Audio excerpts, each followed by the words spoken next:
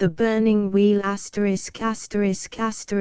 Burning Wheel by Aldous Huxley, Oxford B. H. Blackwell, Broad Street 1916. Adventurers, all a series of young poets unknown to fame. Come my friends, 'tis not too late to seek a newer world. It may be that the gulfs will one us down, it may be we shall touch the happy isles, yet our purpose holds, to sail beyond the sunset. Ulysses' speech finely framed delighteth the ears of them that hear the story. 2 Macab 15. My thanks are due to the editor of The Nation for permission to reprint the Mirror Variations on a theme of Laphog and philosophy. Contents: The Burning Wheel, Doors of the Temple, Vilias de Elil Adam, Darkness Mole, The Two Seasons, Two Realities, Quotidian Vision, The Mirror Variations on a Theme of Laphog, Philosophy, Philocly in the Forest, Books and Thoughts Contrary to Nature and Aristotle, Escape the Garden, The Canal, The Ideal Found Wanting, Misplaced Love, Sonnet, Sentimental Summer, The Choice, The Higher Sensualism, Sonnet, Formal Verses, Perils of the Small Hours, Complaint, Return to an Old Home, Fragment, The Walk, The Burning Wheel. Wearied of its own turning, distressed with its own busy restlessness, yearning to draw the circumferent pane, the rim that is dizzy with speed, to the motionless center, there to rest, the wheel must strain through agony on agony, contracting, returning into the core of steel. And at last the wheel has rest, is still, shrunk to an adamant core, fulfilling its will in fixity. But the yearning atoms, as they grind closer and closer, more and more fiercely together, beget a flaming fire upward leaping, billowing out in a burning, passionate, fierce desire to find the infinite calm of the mother's breast. And there the flame is a Christ child sleeping, bright, tenderly radiant, all bitterness lost in the infinite peace of the mother's bosom. But death comes creeping in a tide of slow oblivion, till the flame in fear wakes from the sleep of its quiet brightness and burns with a darkening passion and pain, lest, all forgetting in quiet, it perish. And as it burns and anguishes it quickens, begetting once again the wheel that yearns, sick with its speed, for the terrible stillness of the adamant core and the steel-hard chain. And so once more shall the wheel revolve till its anguish cease in the iron anguish of fixity, till once again flame billows out to infinity, sinking to a sleep of brightness in that vast oblivious peace. Doors of the Temple. Many are the doors of the Spirit that lead into the inmost shrine, and I count the gates of the temple divine, since the God of the place is God indeed. And these are the gates that God decreed should lead to his house: kisses and wine, cool depths of thought, youth without rest, and calm old age, prayer and desire, the lover's and mother's breast, the fire of sense and the poet's fire. But he that worships the gates alone, forgetting the shrine beyond, shall see the great valves open suddenly, revealing, not God's radiant throne, but the fires of wrath and agony. Vilias de Elil Adam. Up from the darkness on the laughing stage a sudden trapdoor shot you unawares, incarnate tragedy, with your strange airs of courteous sadness. Nothing could assuage the secular grief that was your heritage, passed down the long line to the last that bears the name, a gift of yearnings and despairs too greatly noble for this iron age. Time moved for you not in quotidian beats, but in the long slow rhythm the ages keep in their immortal symphony. You taught that not in the harsh turmoil of the streets does life consist. You bade the soul drink deep of infinite things, saying, the rest is naught. Darkness. My close-walled soul has never known that innermost darkness, dazzling sight, like the blind point, whence the visions spring in the core of the gazer's chrysolite. The mystic darkness that laps God's throne in a splendor beyond imagining, so passing bright. But the many twisted darknesses that range the city to and fro, in aimless subtlety pass and part and ebb and glutinously flow, darkness of lust and avarice, of the crippled body and the crooked heart. These darknesses I know. Mole. Tunneled in solid blackness creeps the old mole soul, and wakes or sleeps, he knows not which, but tunnels on through ages of oblivion, until at last the long constraint of each hand wall is lost, and faint comes daylight creeping from afar, and mole work grows crepuscular. Tunnel meets air and bursts, mole sees men hugely walking, or are they trees? And far horizons smoking blue, and chasing clouds forever new. Green hills, like lighted lamps aglow or quenching 'neath the cloud shadow, quenching and blazing turn by turn, spring's great green signals fitfully burn. Mole travels on, but finds the steering a harder task of pioneering than when he threaded through the straight blind catacombs that ancient fate had carved for him. Stupid and dumb and blind and touchless he had come away without a turn, but here, under the sky, the passenger chooses his own best way, and mole distracted wanders, yet his whole regrets not much wherein he crept, but runs, a joyous nympholept, this way and that, by all made mad, river nymph and oread, ocean's daughters and lawlia, combing the silken mystery, the glaucous gold of her rivery tresses, each haunts the traveller, each possesses the drunken wavering soul a while, then with a phantom's cock-crow smile mocks craving with sheer vanishment. Mole eyes grow hawks, knowledge is lent in grudging driblets that pay high unconscionable usury to unrelenting life.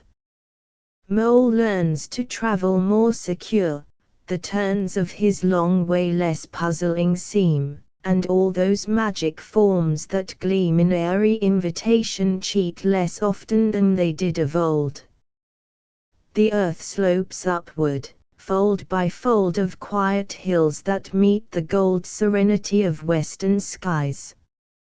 Over the world's edge with clear eyes our mole transcendent sees his way tunneled in light. He must obey necessity again and thread close catacombs as erst he did, fate's tunnelings, himself must bore through the sunset's inmost core. The guiding walls to each hand shine luminous and crystalline, and mole shall tunnel on and on, till night let fall oblivion. The two seasons. Summer, on himself intent, passed without, for nothing caring save his own high festival. My windows, blind and winkless staring, wondered what the pageant meant, nor ever understood at all. And oh, the pains of sentiment! The loneliness beyond all bearing! Mucus and spleen and gall! But now that grey November peers in at my fire-bright window pane, and all its misty spires and trees loom in upon me through the rain and question of the light that cheers the room within, now my soul sees life, where of old were sepulchres, and in these new-found sympathies sinks petty hopes and loves and fears, and knows that life is not in vain. Two realities. A wagon passed with scarlet wheels and a yellow body, shining new. Splendid, said I, how fine it feels to be alive, when beauty peels the grimy husk from life. And you said, splendid, and I thought you'd seen that wagon blazing down the street, but I looked and saw that your gaze had been on a child that was kicking an obscene brown ordure with his feet. Our souls are elephants, thought I, remote behind a prisoning grill, with trunks thrust out to peer and pry and pounce upon reality, and each at his own sweet will seizes the bun that he likes best and passes over all the rest. Quotidian vision. There is a sadness in the street, and sullenly the folk I meet droop their heads as they walk along, without a smile, without a song. A mist of cold and muffling grey falls, fold by fold, on another day that dies unwept. But suddenly, under a tunnelled arch I see on flank and haunch the chestnut gleam of horses in a lamplit steam, and the dead world moves for me once more with beauty for its living core. Vision. I had been sitting alone with books, till doubt was a black disease, when I heard the cheerful shout of rooks in the bare, prophetic trees. Bare trees, prophetic of new birth, you lift your branches clean and free to be a beacon to the earth, a flame of wrath for all to see. And the rooks in the branches laugh and shout to those that can hear and understand. Walk through the gloomy ways of doubt with the torch of vision in your hand. The mirror. Slow-moving moonlight once did pass across the dreaming looking glass, where, sunk inviolably deep, old secrets unforgotten sleep of beauties unforgettable. But dusty cobwebs are woven now across that mirror, which of old saw fingers drawing back the gold from an untroubled brow, and the depths are blinded to the moon, and their secrets forgotten, forever untold. Variations on a theme of Lafargue. Youth as it opens out discloses the sinister metempsychosis of lilies dead and turned to roses red as an angry dawn. But lilies, remember, are grave-side flowers, while slow bright rose leaves sail adrift on the music of happiest hours, and those lilies, cold and pale, hide fiery roses beneath the lawn of the young bride's parting veil. Philosophy. God needs no christening, pantheist mutters, love opens shutters on heaven's glistening. Flesh, keyhole listening, hears what God utters. Yes, but God stutters.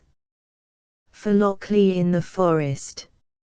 It was I that leaned to amorete with, what if the briars have tangled time, till, lost in the wood ways, he quite forget how plaintive in cities at midnight sounds the chime of bells slow dying from discord to the hush whence they rose and met.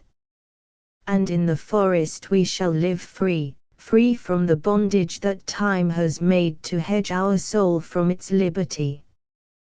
We shall not fear what is mighty, and unafraid shall look wide-eyed at beauty, nor shrink from its majesty. But Amorite answered me again, we are lost in the forest, you and I, lost, lost, not free, though no bonds restrain, for no spire rises for comfort, no landmark in the sky, and the long glades as they curve from sight are dark with a nameless pain. And time creates what he devours, music that sweetly dreams itself away, frail swung leaves of autumn and the scent of flowers, and the beauty of that poised moment, when the day hangs twixt the quiet of darkness and the mirth of the sunlit hours. Too mottled and grey and brown they pass, the wood moths, wheeling, fluttering, and we chase and they vanish, and in the grass are starry flowers, and the birds sing faint broken songs of the dying spring. And on the beach bowl, smooth and grey, some lover of an older day has carved in time-blurred lettering one word only, alas. 3 lutes, I forbid you. You must never play, when shimmeringly, glimpse by glimpse seen through the leaves, the silken figures sway in measured dance. Never at shut of day, when time perversely loitering limps through endless twilights, should your strings whisper of light remembered things that happened long ago and far away, lutes, I forbid you. You must never play. And you, pale marble statues, far descried where vistas open suddenly, I bid you show yourselves no more, but hide your loveliness, lest too much glorified by western radiance slantingly shot down the glade, you turn from stone to living gods, immortal grown, and, ageless, mock my beauty's fleeting pride, you pale, relentless statues, far descried. Books and thoughts. Old ghosts that death forgot to ferry across the lethe of the years, these are my friends, and at their tears I weep and with their mirth am merry. On a high tower, whose battlements give me all heaven at a glance, I lie long summer nights in trance, drowsed by the murmurs and the scents that rise from earth, while the sky above me merges its peace with my soul's peace, deep meeting deep. No stir can move me, naught break the quiet of my release, in vain the windy sunlight raves at the hush and gloom of polar caves. Contrary to nature and Aristotle. One head of my soul's amphisbaena turns to the daytime's dust and sweat, but evenings come, when I would forget the sordid strife of the arena. And then my other self will creep along the scented twilight lanes to where a little house contains a hoard of books, a gift of sleep. Its windows throw a friendly light between the narrowing shutter slats, and, golden as the eyes of cats, shine me a welcome through the night. Escape. I seek the quietude of stones or of great oxen, dew-lap deep in meadows of lush grass, where sleep drifts, tufted, on the air or drones on flowery traffic. Sleep atones for sin, comforting eyes that weep. O'er me, Lethean darkness, creep unfelt as tides through dead men's bones. In that metallic sea of hair, fragrance, I come to drown despair of wings in dark forgetfulness. No love. Love is self-known, aspires to heights unearthly. I ask less, sleep born of satisfied desires. The garden. There shall be dark trees round me, I insist on cypresses, I'm terribly romantic, and glimpsed between shall move the whole Atlantic, now leaden dull, now subtle with grey mist, now many-jewelled, when the waves are kissed by revelling sunlight and the corybantic southwestern wind, so, troubled, passion frantic, the poet's mind boils gold and amethyst. There shall be seen the infinite endeavour of a sad fountain, white against the sky and poised as it strains up, but doomed to break in weeping music, ever fair and ever young, and the bright-eyed wood gods as they slake their thirst in it, are silent, reverently. The canal. No dip and dart of swallows wakes the black slumber of the canal, a mirror dead for lack of loveliness remembered from ancient azures and green trees, for lack of some white beauty given and flung back, secret, to her that gave. No sun has bled to wake an echo here of answering red, the surface stirs to no leaf's wind-blown track. Between unseeing walls the waters rest, lifeless and hushed, till suddenly a swan glides from some broader river blue as day, and with the mirrored magic of his breast creates within that barren waterway new life, new loveliness, and passes on. The ideal found wanting. I'm sick of clownery and hourglass tricks. Damn the whole crowd of you, I hate you all. The same, night after night, from powdered stall to sweating gallery, your faces fix in flux an idiot mean. The aptrix you worship is no victory, you call on old stupidity, God made to crawl for tempting with world wisdom's narcotics. I'll break a window through my prison. See, the sunset bleeds among the roofs, comes night, dark blue and calm as music dying out. Is it escape? No, the laugh's turned on me. I kicked at cardboard, gaped at red limelight, you laughed and cheered my latest knockabout. Misplaced love.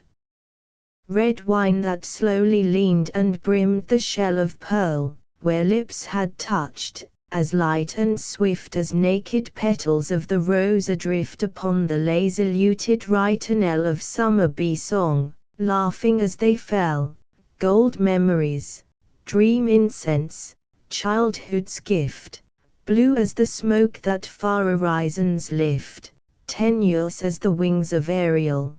These treasured things I laid upon the pyre, and the flame kindled, and I fanned it high, and, strong in hope, could watch the crumbling past.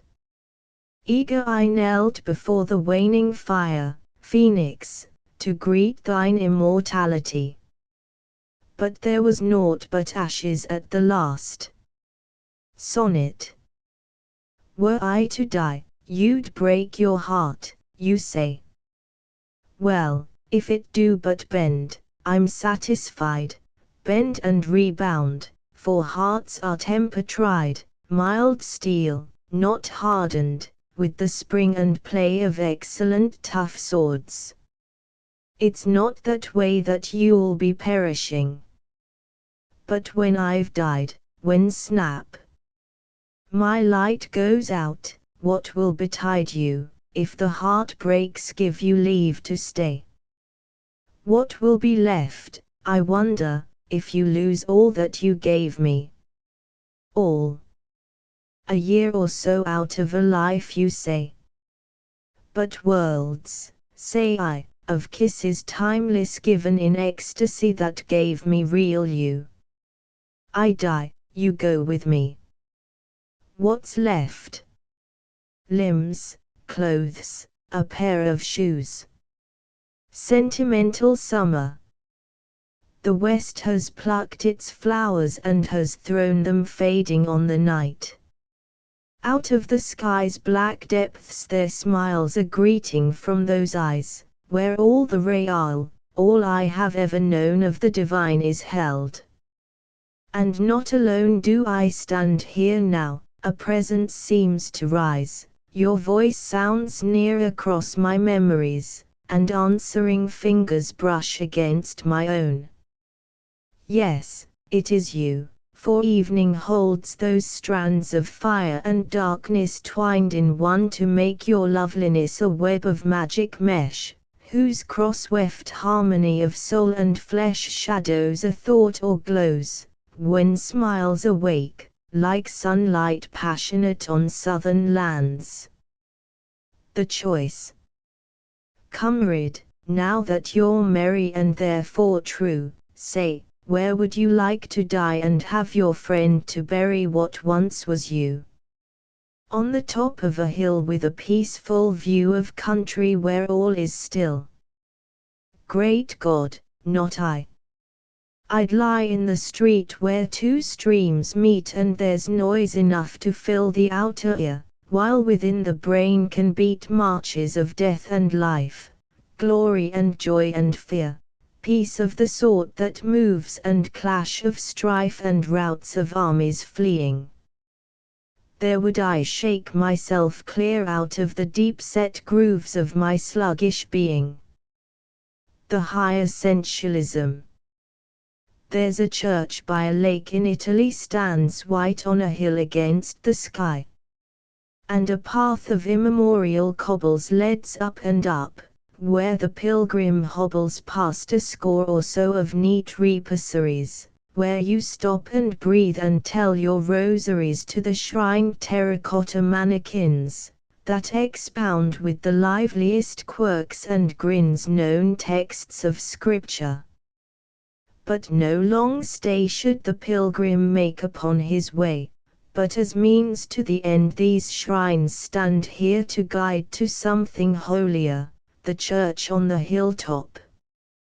Your heavens so, with a path leading up to it past a row of votary priapulids, at each you pause and tell your beads along the quintuple strings of sense, then on, to face heaven's eminence, new stimulated, new inspired. Sonnet. If that a sparkle of true starshine be that led my way, if some diviner thing than common thought urged me to fashioning close-woven links of burnished poetry, then all the heaven that one time dwelt in me has fled, leaving the body triumphing. Dead flesh it seems, with not a dream to bring visions that better warm immediacy. Why have my visions left me? What could kill that feeble spark, which yet had life and heat? Fulfillment showed a present rich and fair, I strive to mount, but catch the nearest still. Souls have been drowned between hearts beat and beat, and trapped and tangled in a woman's hair. Formal verses. I mother of all my future memories, mistress of my new life, which but today began, when I beheld, deep in your eyes, my own love mirrored and the warm surprise of the first kiss swept both our souls away. Your love has freed me, for I was oppressed by my own devil, whose unwholesome breath tarnished my youth, leaving to me at best age lacking comfort of a soul at rest and weariness beyond the hope of death. Those were days of silent happiness. I never spoke, and had no need to speak, while on the windy downland, cheek by cheek, the slow-driven sun beheld us. Each caress had oratory for its own defense, and when I kissed or felt her fingers press, I envied not Demosthenes his Greek, nor Tully for his Latin eloquence. Perils of the small hours. When life burns low as the fire in the grate and all the evening's books are read, I sit alone, save for the dead and the lovers I have grown to hate. But all at once the narrow gloom of hatred and despair expands in tenderness, thought stretches hands to welcome to the midnight room another presence, a memory of how last year in the sunlit field, laughing, you suddenly revealed beauty in immortality. For so it is, a gesture strips life bare of all its make-believe. All unprepared we may receive our casual apocalypse. Sheer beauty, then you seemed to stir unbodied soul, soul sleeps tonight, and love comes, dimming spirit's sight, when body plays interpreter. Complaint. I have tried to remember the familiar places, the pillared gloom of the beech woods, the towns by the sea. I have tried to people the past with dear known faces, but you were haunting me. Like a remorse, insistent, pitiless, you have filled my spirit, you were ever at hand, you have mocked my gods with your new loveliness, broken the old shrine's stand. Return to an old home. In this wood, how the hazels have grown, I left a treasure all my own of childish kisses and laughter and pain, left, till I might come back again to take from the familiar earth my hoarded secret and count its worth. And all the spider work of the years, all the time-spun gossamers, dewed with each succeeding spring, and the piled-up leaves the autumns fling to the sweet corruption of death on death. At the sudden stir of my spirit's breath all scattered. New and fair and bright as ever it was, before my sight the treasure lay, and nothing missed. So having handled all and kissed, I put them back, adding one new and precious memory of you. Fragment. We're German scholars poring over life, as over a Greek manuscript that's torn and stained beyond repair. Our eyes of horn read one or two poor letters, and what strife, what books on books begotten for their sake. But we enjoy it, and meanwhile neglect the line that's left us perfect from the wrecked rich argosy, clear beyond doubts to make conjectures of. So in my universe of scribbled half-hid meanings you appear, sole perfect symbol of the highest sphere, and life's great matrix crystal, whose depths nurse soul's infinite reflections, glows in you with now uncertain radiance. The walk. I through the suburbs. Provincial Sunday broods above the town, the streets asleep, through a dim window drifts a small romance that hiccoughs up and down an air all trills and runs and sudden lifts to yearning sevenths poised, not chopin quite, but, oh, romantic, a tinsel world made bright with rose and honeysuckle's paper blooms, and where the moon's blue limelight and the glooms of last act scenes of passion are discreet. And when the tinkling stops and leaves the street blank in the sunlight of the afternoon you feel a curtain dropped. Poor little tune. Perhaps our grandmother's dull girlhood days were fired by you with radiances of pink, heavenly, brighter far than she could think anything might be, till a greater blaze tinged life's horizon, when he kissed her first, our grandpapa. But a thin ghost still plays in music down the street, echoing the plaint of far romance with its own sadder song of everyday, and as they walk along, the young man and the woman, deep immersed in all the suburb comedy around, they seem to catch coherence in the sound of that ghost music, and the words come faint, oh the months and the days, oh sleeps and dinners, oh the planning of ways and quotidian means. O endless vistas of mutton and greens, O weekly mimblings of prayer and praise, O evenings with all the winners. Monday sends the clothes to the wash and Saturday brings them home again. Mon Dieu, la viest pas trop moche and destiny is a sail caboche. But I'll give you heaven in a dominant 7, and you shall not have lived in vain. In vain the girl repeats, in vain, in vain. Your suburb's whole philosophy leads there. The ox stall for our happiness, for pain, poignant and sweet, the dull narcotic ache of wretchedness, and in resigned despair a grim contentment, ashen fruits to slake a nameless, quenchless thirst. The tinkling rain of that small sentimental music wets your parching suburb. It may sprout, who knows, in something red and silken like a rose, in sheaves of almost genuine violets. Faint chords, your sadness, secular, immense, brims to the bursting this poor actual heart. For surging through the floodgates that the sense on sudden lightly opens sweeps the whole into the narrow compass of its part. Inedited sensation of the soul.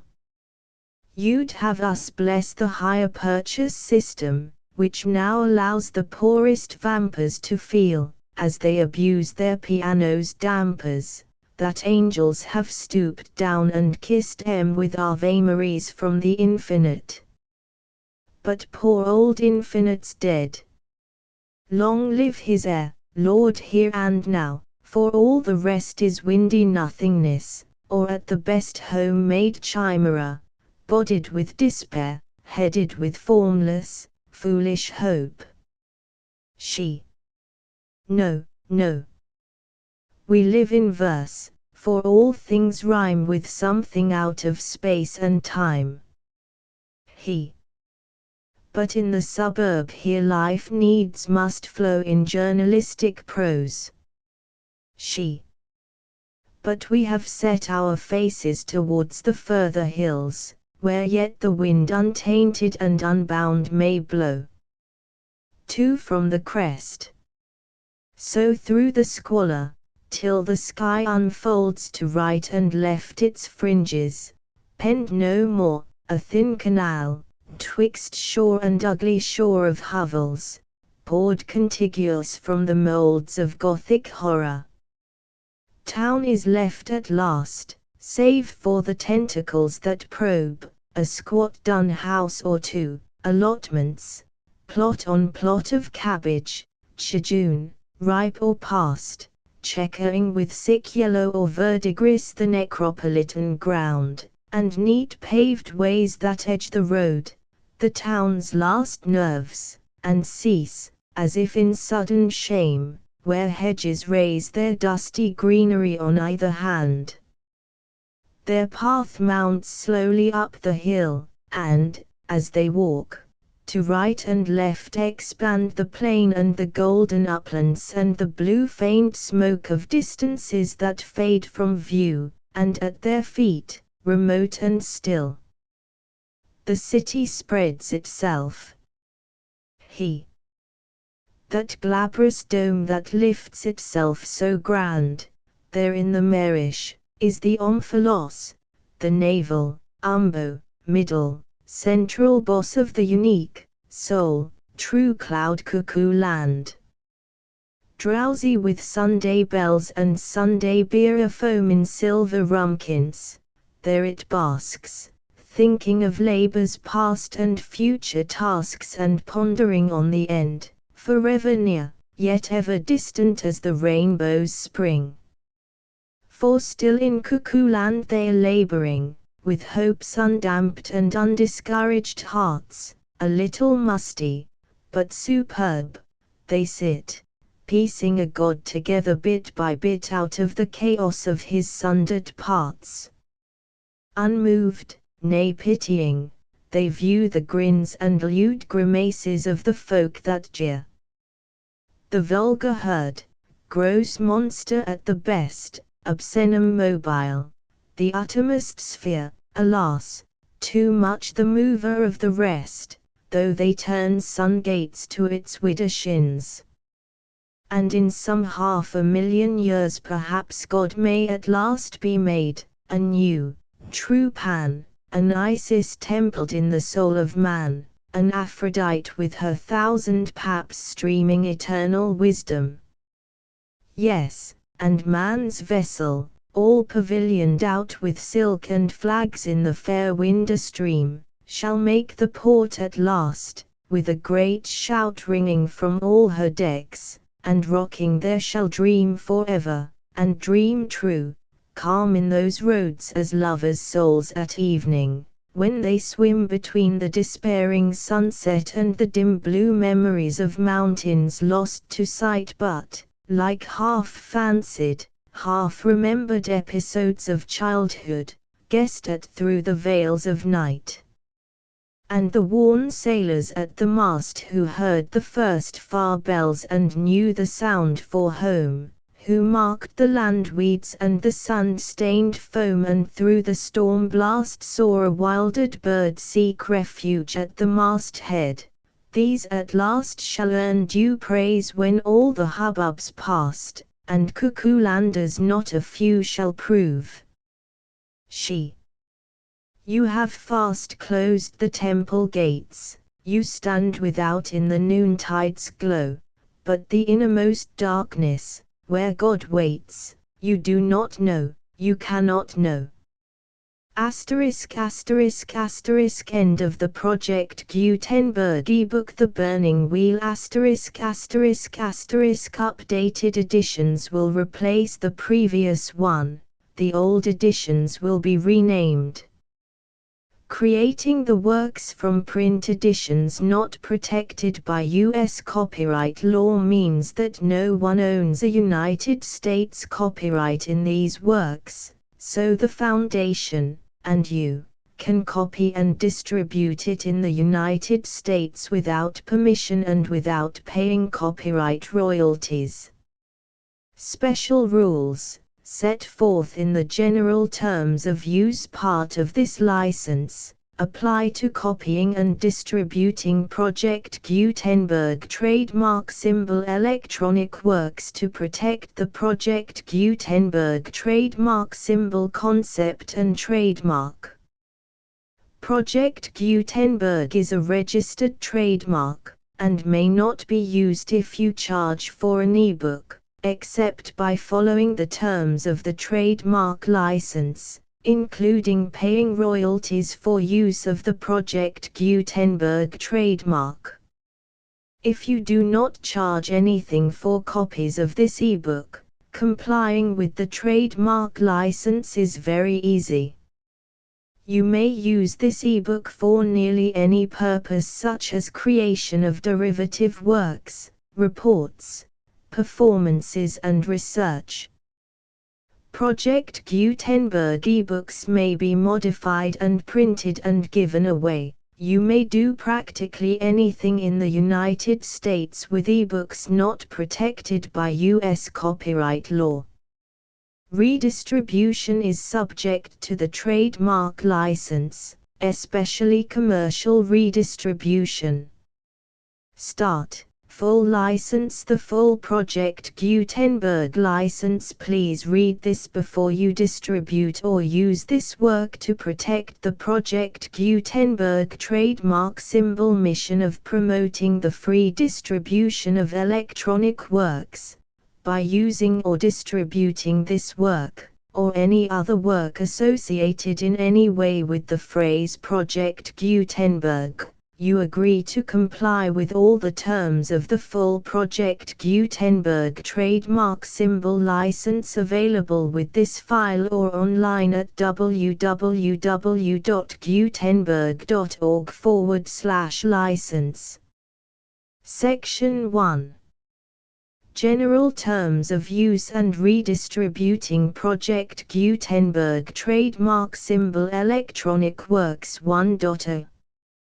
By reading or using any part of this Project Gutenberg trademark symbol electronic work, you indicate that you have read, understand, agree to and accept all the terms of this license and intellectual property, trademark/copyright, agreement. If you do not agree to abide by all the terms of this agreement, you must cease using and return or destroy all copies of Project Gutenberg trademark symbol electronic works in your possession. If you paid a fee for obtaining a copy of or access to a Project Gutenberg trademark symbol electronic work and you do not agree to be bound by the terms of this agreement, you may obtain a refund from the person or entity to whom you paid the fee as set forth in paragraph 1.e.8. 1.b Project Gutenberg is a registered trademark. It may only be used on or associated in any way with an electronic work by people who agree to be bound by the terms of this agreement. There are a few things that you can do with most Project Gutenberg trademark symbol electronic works even without complying with the full terms of this agreement. See paragraph 1.c below. There are a lot of things you can do with Project Gutenberg trademark symbol electronic works if you follow the terms of this agreement and help preserve free future access to Project Gutenberg trademark symbol electronic works. See paragraph 1.e below. 1.c The Project Gutenberg Literary Archive Foundation, the Foundation or PGLAF, owns a compilation copyright in the collection of Project Gutenberg trademark symbol electronic works. Nearly all the individual works in the collection are in the public domain in the United States. If an individual work is unprotected by copyright law in the United States and you are located in the United States, we do not claim a right to prevent you from copying, distributing, performing, displaying or creating derivative works based on the work as long as all references to Project Gutenberg are removed. Of course, we hope that you will support the Project Gutenberg trademark symbol mission of promoting free access to electronic works by freely sharing Project Gutenberg trademark symbol works in compliance with the terms of this agreement for keeping the Project Gutenberg trademark symbol name associated with the work. You can easily comply with the terms of this agreement by keeping this work in the same format with its attached full Project Gutenberg trademark symbol license when you share it without charge with others. 1.d The copyright laws of the place where you are located also govern what you can do with this work. Copyright laws in most countries are in a constant state of change. If you are outside the United States, check the laws of your country in addition to the terms of this agreement before downloading, copying, displaying, performing, distributing or creating derivative works based on this work or any other Project Gutenberg trademark symbol work. The Foundation makes no representations concerning the copyright status of any work in any country other than the United States. 1.e Unless you have removed all references to Project Gutenberg. 1.e.1 The following sentence, with active links to, or other immediate access to, the full Project Gutenberg trademark symbol license must appear prominently whenever any copy of a Project Gutenberg trademark symbol work, any work on which the phrase Project Gutenberg appears, or with which the phrase Project Gutenberg is associated, is accessed, displayed, performed, viewed, copied or distributed. This ebook is for the use of anyone anywhere in the United States and most other parts of the world at no cost and with almost no restrictions whatsoever.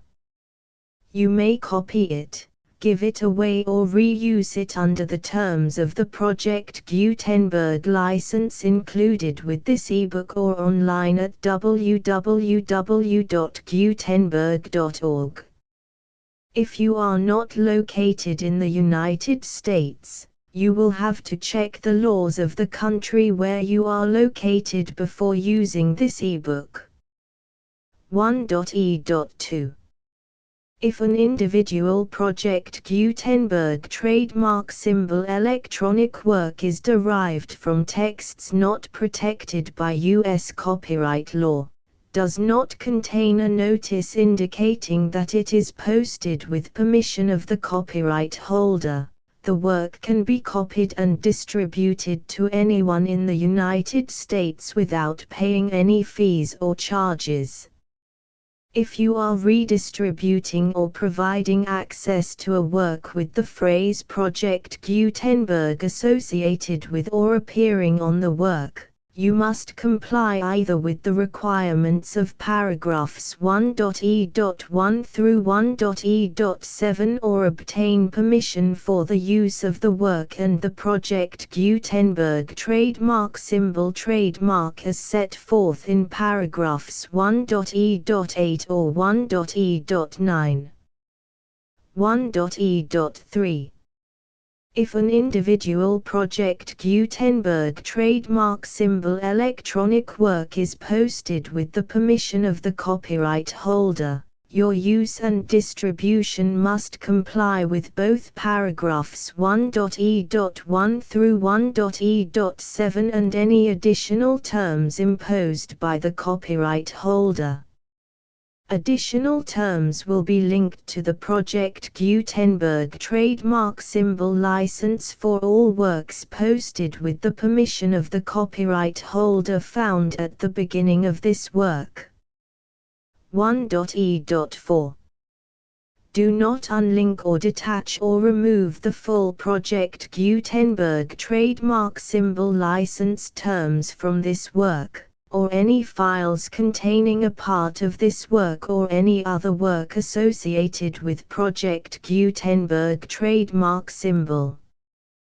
1.e.5 Do not copy, display, perform, distribute or redistribute this electronic work, or any part of this electronic work, without prominently displaying the sentence set forth in paragraph 1.e.1 with active links or immediate access to the full terms of the Project Gutenberg trademark symbol license.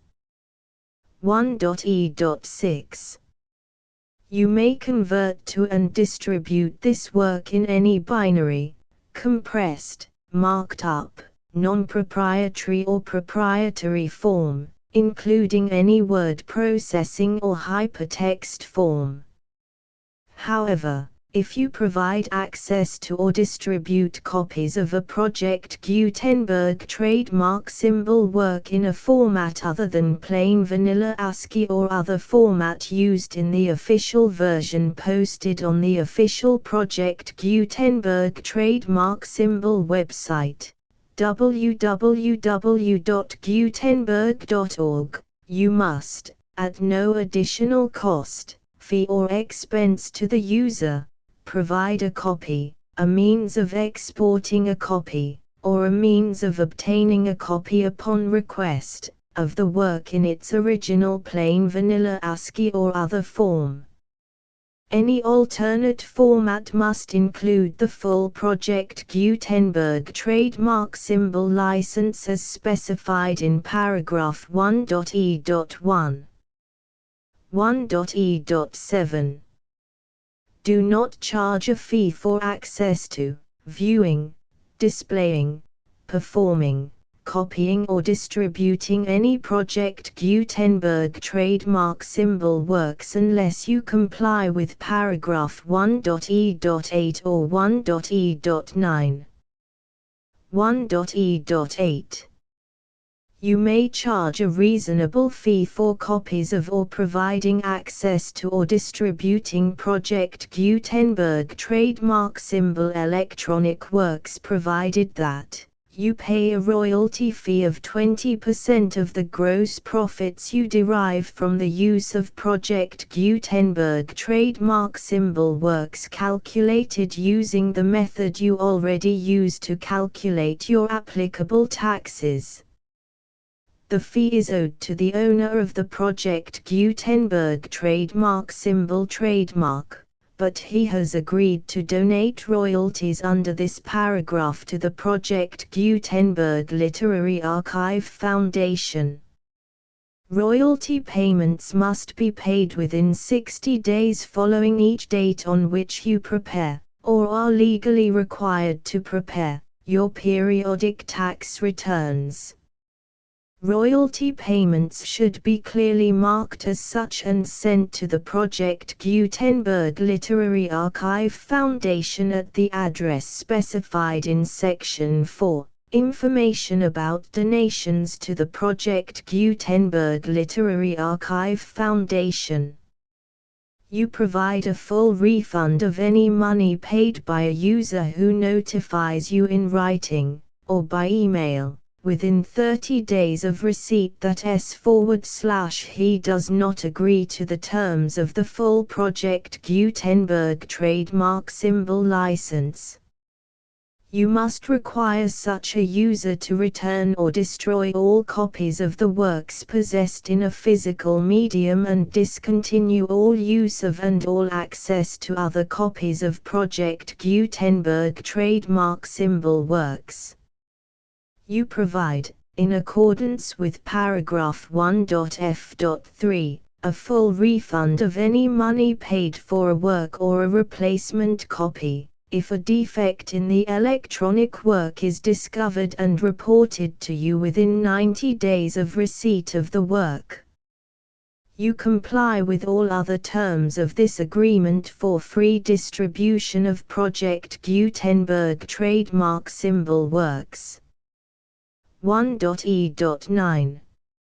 If you wish to charge a fee or distribute a Project Gutenberg trademark symbol electronic work or group of works on different terms than are set forth in this agreement, you must obtain permission in writing from the Project Gutenberg Literary Archive Foundation, the manager of the Project Gutenberg trademark symbol trademark.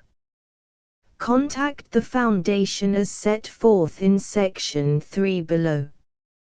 1.f1.f.1 Project Gutenberg volunteers and employees expend considerable effort to identify, do copyright research on, transcribe and proofread works not protected by U.S. copyright law in creating the Project Gutenberg trademark symbol collection.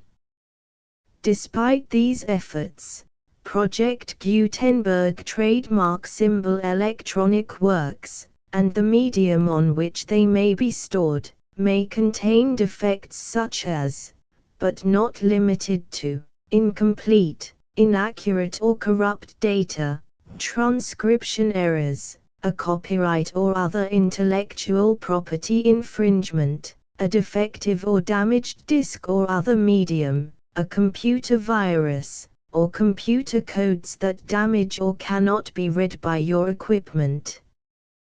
1.f.2 Limited warranty, disclaimer of damages, except for the right of replacement or refund described in paragraph 1.f.3, the Project Gutenberg Literary Archive Foundation, the owner of the Project Gutenberg trademark symbol trademark, and any other party distributing a Project Gutenberg trademark symbol electronic work under this agreement, disclaim all liability to you for damages, costs and expenses, including legal fees. You agree that you have no remedies for negligence, strict liability, breach of warranty or breach of contract except those provided in paragraph 1.f.3. You agree that the Foundation, the trademark owner, and any distributor under this agreement will not be liable to you for actual, direct, indirect, consequential, punitive or incidental damages even if you give notice of the possibility of such damage. 1.f.3 Limited right of replacement or refund. If you discover a defect in this electronic work within 90 days of receiving it, you can receive a refund of the money, if any, you paid for it by sending a written explanation to the person you received the work from. If you received the work on a physical medium, you must return the medium with your written explanation. The person or entity that provided you with the defective work may elect to provide a replacement copy in lieu of a refund. If you received the work electronically, the person or entity providing it to you may choose to give you a second opportunity to receive the work electronically in lieu of a refund.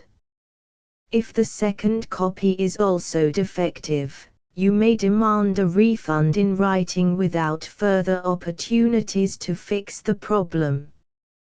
1.f.4 Except for the limited right of replacement or refund set forth in paragraph 1.f.3, this work is provided to you as is, with no other warranties of any kind, express or implied, including but not limited to warranties of merchantability or fitness for any purpose. 1.f.5 Some states do not allow disclaimers of certain implied warranties or the exclusion or limitation of certain types of damages. If any disclaimer or limitation set forth in this agreement violates the law of the state applicable to this agreement, the agreement shall be interpreted to make the maximum disclaimer or limitation permitted by the applicable state law. The invalidity or unenforceability of any provision of this agreement shall not void the remaining provisions. 1.f.6 Indemnity. You agree to indemnify and hold the foundation, the trademark owner, any agent or employee of the foundation, anyone providing copies of Project Gutenberg trademark symbol electronic works in accordance with this agreement, and any volunteers associated with the production, promotion and distribution of Project Gutenberg trademark symbol electronic works, harmless from all liability, costs and expenses, including legal fees, that arise directly or indirectly from any of the following which you do or cause to occur. A. Distribution of this or any Project Gutenberg trademark symbol work. B. Alteration, modification, or additions or deletions to any Project Gutenberg trademark symbol work, and c. Any defect you cause. Section 2. Information about the mission of Project Gutenberg trademark symbol. Project Gutenberg trademark symbol is synonymous with the free distribution of electronic works in formats readable by the widest variety of computers, including obsolete, old, middle-aged and new computers. It exists because of the efforts of hundreds of volunteers and donations from people in all walks of life. Volunteers and financial support to provide volunteers with the assistance they need are critical to reaching Project Gutenberg trademark symbol's goals and ensuring that the Project Gutenberg trademark symbol collection will remain freely available for generations to come. In 2001, The Project Gutenberg Literary Archive Foundation was created to provide a secure and permanent future for Project Gutenberg trademark symbol and future generations. To learn more about the Project Gutenberg Literary Archive Foundation and how your efforts and donations can help, see sections 3 and 4 and the Foundation information page at www.gutenberg.org. Section 3. Information about the Project Gutenberg Literary Archive Foundation. The Project Gutenberg Literary Archive Foundation is a non-profit 501(c)(3) educational corporation organized under the laws of the state of Mississippi and granted tax-exempt status by the Internal Revenue Service. The Foundation's IN or Federal Tax Identification Number is 64-6221541. Contributions to the Project Gutenberg Literary Archive Foundation are tax-deductible to the full extent permitted by U.S. federal laws and your state's laws. The Foundation's business office is located at 809 North 1500 West, Salt Lake City, UT 84116, 801-596-1887.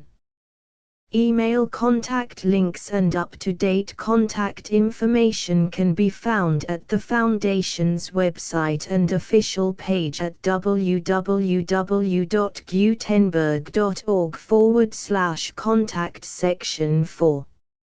Information about donations to the Project Gutenberg Literary Archive Foundation. Project Gutenberg trademark symbol depends upon and cannot survive without widespread public support and donations to carry out its mission of increasing the number of public domain and licensed works that can be freely distributed in machine-readable form accessible by the widest array of equipment including outdated equipment.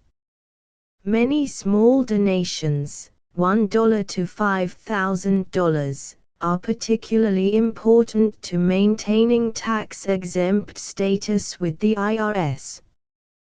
The Foundation is committed to complying with the laws regulating charities and charitable donations in all 50 states of the United States. Compliance requirements are not uniform and it takes a considerable effort, much paperwork and many fees to meet and keep up with these requirements. We do not solicit donations in locations where we have not received written confirmation of compliance. To send donations or determine the status of compliance for any particular state, visit www.gutenberg.org/donate. While we cannot and do not solicit contributions from states where we have not met the solicitation requirements, we know of no prohibition against accepting unsolicited donations from donors in such states who approach us with offers to donate. International donations are gratefully accepted, but we cannot make any statements concerning tax treatment of donations received from outside the United States. U.S. laws alone swamp our small staff. Please check the Project Gutenberg web pages for current donation methods and addresses. Donations are accepted in a number of other ways including checks, online payments and credit card donations. To donate, please visit www.gutenberg.org/donate. Section 5. General information about Project Gutenberg trademark symbol electronic works. Professor Michael S. Hart was the originator of the Project Gutenberg trademark symbol concept of a library of electronic works that could be freely shared with anyone. For 40 years, he produced and distributed Project Gutenberg trademark symbol ebooks with only a loose network of volunteer support. Project Gutenberg trademark symbol ebooks are often created from several printed editions, all of which are confirmed as not protected by copyright in the US unless a copyright notice is included. Thus, we do not necessarily keep ebooks in compliance with any particular paper edition. Most people start at our website, which has the main PG search facility, www.gutenberg.org. This website includes information about Project Gutenberg trademark symbol, including how to make donations to the Project Gutenberg Literary Archive Foundation, how to help produce our new ebooks, and how to subscribe to our email newsletter to hear about new ebooks.